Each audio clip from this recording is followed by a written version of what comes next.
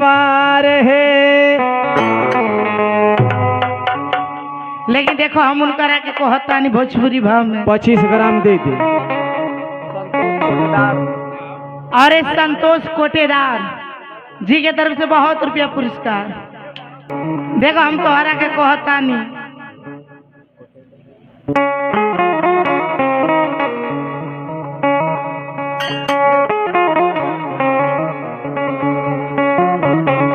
अरे राजा पहले नहीं और नहीं माने लो काहे कोटीदार जी।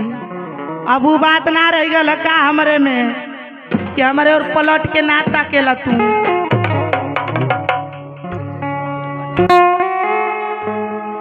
और एक कोटेदार जी के तरफ से बहुत रुपया पुरस्कार।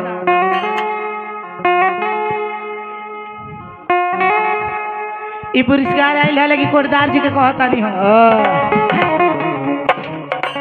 अरे राजा पहले नहीं और नहीं माने लो। राजा पहले नहीं और नहीं मानेला। राजा पहले नहीं और नहीं मानेला।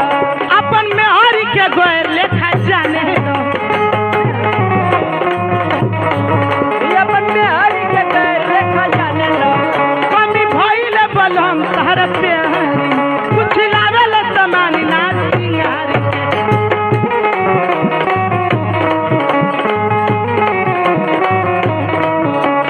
सिलावट पछुड़िया भोरे लुए जान। सिलावट पछुड़िया भोरे लुए जान कि अपना राजा जी के दिलवा भोरे लुए जान।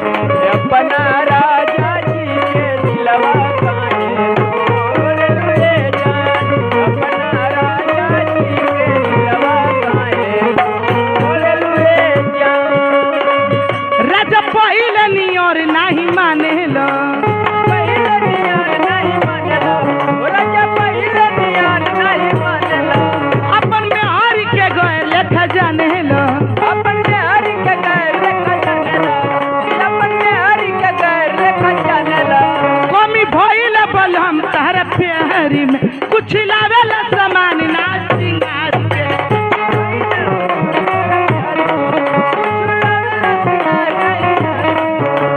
सिलावट पछुड़िया भोरे लुए जान। सिलावट पछुड़िया भोरे लुए जान कि अपना राजा जी के दिलवा भोरे लुए जान। अपना राजा जी के दिलवा भोरे लुए जान। अपना राजा जी के दिलवा भोरे लुए जान। लेकिन कहे के भाई एक कोटीदार राजा हो तोहरा से हम कहता नहीं तनी ताका हमारे और के हमारे भर दे पानी काटो। देखो तोहरा से कहता नहीं हम सूट लेके यहाँ की कीन दी साड़ी। चल बैठा चालू को दे गाड़ी।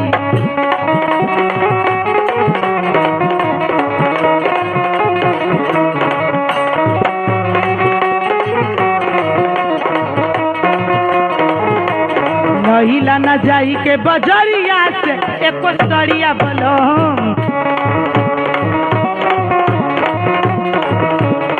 दही कहेला सवरिया हो हमर सवरिया बोलो।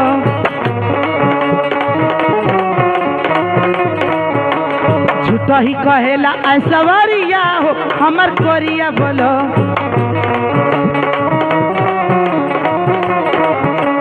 माथे पनाया चारा ओढ़े लुए जान। माथे पनाया चारा ओढ़े लुए जान कि अपना राजा जी के दिलवा ओढ़े लुए जान। ओह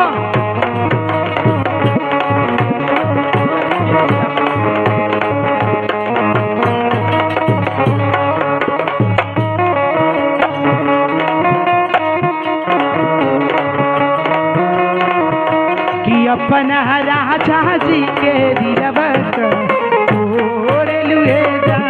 अपना राजा जी के दिलवा ओढ़े लुए जान। अपना राजा जी के दिलवा हेलो। अरे बहुत रुपया पुरस्कार।